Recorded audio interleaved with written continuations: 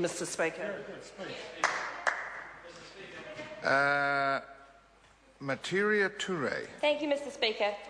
Mr. Speaker. Charter schools have no future in our country, Aotearoa, New Zealand, and I'm pleased that the Labour Party has also made it very clear in the last address that they too believe that charter schools have no future in this country.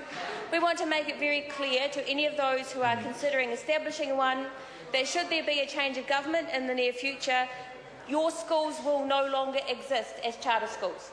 Now, I've said that we may apply the integration criteria to those schools, just to give those kids at least a bit of a chance, because changing schools is always very difficult.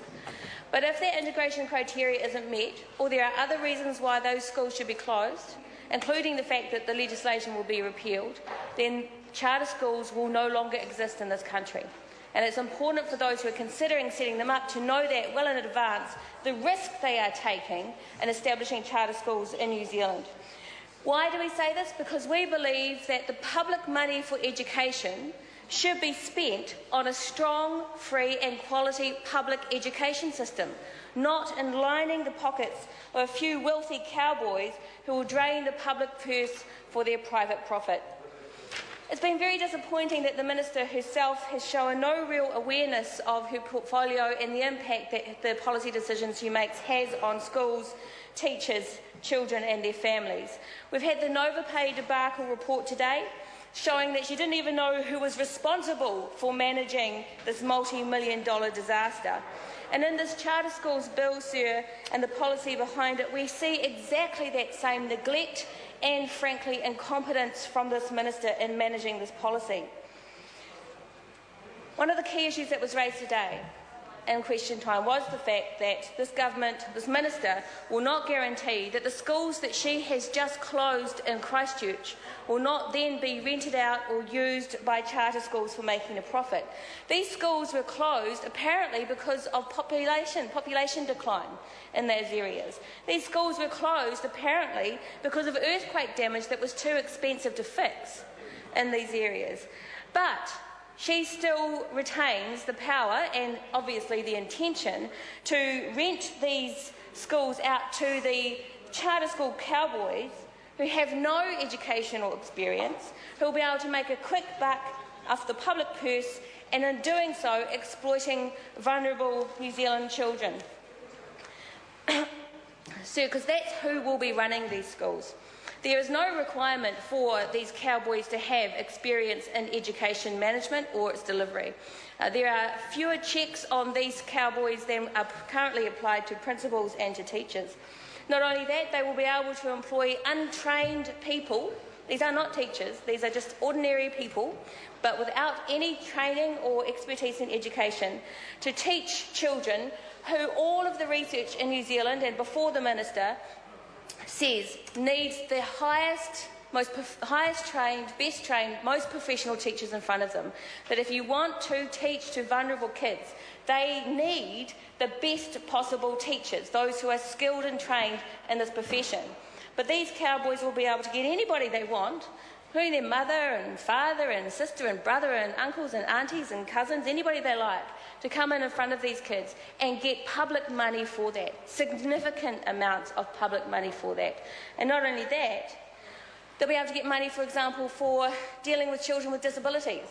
I don't know if people realise that, but they don't have to spend it on those kids. There's no requirement for them to spend it on those kids, and they can simply put it in their back pocket as a big fat profit on the public purse. And at the end of the day, it will be New Zealand children who are left to find a decent education somewhere in their area after being exploited and experimented on by John Banks and his Mad Act policies. Sometimes I think that Heke Parata really doesn't believe in this policy. Sometimes I think more and more that she is being bullied into promoting this policy because of a $19 million cup of tea that John Key had with John Banks 18 months ago. Because I do think that Heke Parata does know what works for Māori. She's certainly been told by her own people, by her advisors. She's been told, she knows that kura kaupapa Māori are excellent and enormously successful for Māori kids. because they are a kaupapa Māori solution that is developed by the very families that this policy is supposed to be directed at, Māori and Pacific learners. She knows that kotahitanga works, and she's been told that kahikatea needs more resources to be even more effective than it is. But she has had to cut the funding to te kotahitanga in order to feed public funds into John Banks's ridiculous ACT policy and experiment on our kids. So the successful programs are being cut, and experiments that have a history of failure are being promoted. I think that she too is nervous about the financial side.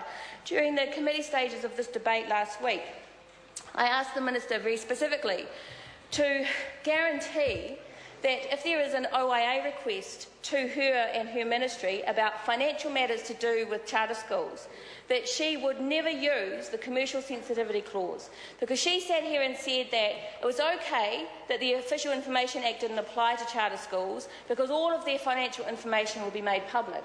But she would not guarantee that she herself would not hide that information from the public. It does beg the question of why that is the case. I think that the whole reason why the Official Information Act doesn't apply to charter schools, and why the Minister will not guarantee that she won't hide financial information herself using the commercial sensitivity rule, is because John Banks knows all about the importance of hiding financial information. John Banks actually is right in the middle of a serious debate, a serious issue, where he has been accused of hiding financial information from the public. And I think, this is a man, this is a man who can't remember how much money he was given from Kim.com for his mayoral campaign. This is a man who took a cheque from Sky City, I understand, by his very hand, and still doesn't remember how much it was. So this is a man who has deliberately hidden information about his financial affairs, public financial affairs, from the public. He's now facing serious action elsewhere about this issue. And because John Banks thinks that he is such a master at keeping financial information secret, and clearly is unhappy to have it revealed here in the House, John Banks thinks that he's such a master at keeping financial information secret, he's making sure that all those charter school cowboys that he's promoting through his party membership, all those charter school cowboys also get the chance to hide their financial information from the public. So they will be funneled funds and funds and funds, millions of dollars, at least $19 million in this first tranche, of public money, and John Banks will make sure that they don't have to reveal the information. John Banks, the master at keeping financial information secret, will make sure that so can charter schools. So not only do we have all of the evidence, sir, about how charter schools fail these kids the most, fail the most vulnerable children. Only 17% of them overseas do better than the public system, less than 1 of 5. But the information about how public education money taken from our state schools will be used is being kept secret because John Banks wants to protect those cowboys so they can continue to make a public profit. There can be no other excuse for keeping those charter schools out of the Official Information Act. There can be no other excuse for the Minister failing to guarantee that she will reveal all the financial information that is useful, that is critical for the public to see. And she would only do that if she's been bullied by this $19 million cup of tea that forces an exploitative experiment on our most vulnerable learners. We oppose this bill. Thank you, Mr. Speaker. Honourable John Banks. What a weak contribution by the